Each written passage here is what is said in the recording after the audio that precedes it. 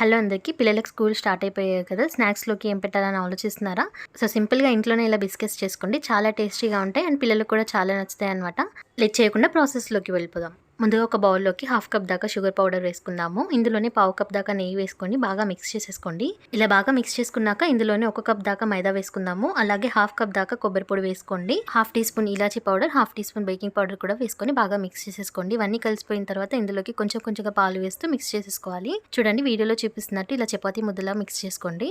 ఇందులోంచి కొంచెం కొంచెం పిండిని తీస్తూ ఇలా బిస్కెట్స్ లాగా చేసుకోండి. వీడియోలో చూపిస్తున్నట్టు క్రాక్స్ ఏమీ లేకుండా ఇలా రౌండ్ గా చేసుకొని కోకోనట్ పౌడర్ లో డిప్ చేసేసుకోండి. ఇలా చేసుకొని నెయ్యి రాసుకున్న ప్లేట్లోకి తీసేసుకుందాము. ఇలాగే నేనైతే అన్ని బిస్కెట్స్ అయితే చేసేసుకున్నాను అనమాట. చూడండి ఇప్పుడు వీటిని బేక్ చేసుకుందాము. అందుకోసం స్టవ్ పైన వెడల్పుగా ఉండే గిన్నెను పెట్టుకొని దాంట్లో ఒక బౌల్ పెట్టుకొని దానిపైన బిస్కెట్స్ ప్లేట్ ని పెట్టేసుకోండి. ఇప్పుడు మూత పెట్టేసుకొని లో టు మీడియం ఫ్లేమ్ లో 15 మినిట్స్ పాటు బేక్ చేసుకుంటే బిస్కెట్స్ అయితే రెడీ అయిపోతాయి అనమాట. పైన కొంచెం సాఫ్ట్ గానే ఉంటాయి, చల్లారిన తర్వాత గట్టి అయిపోతాయి.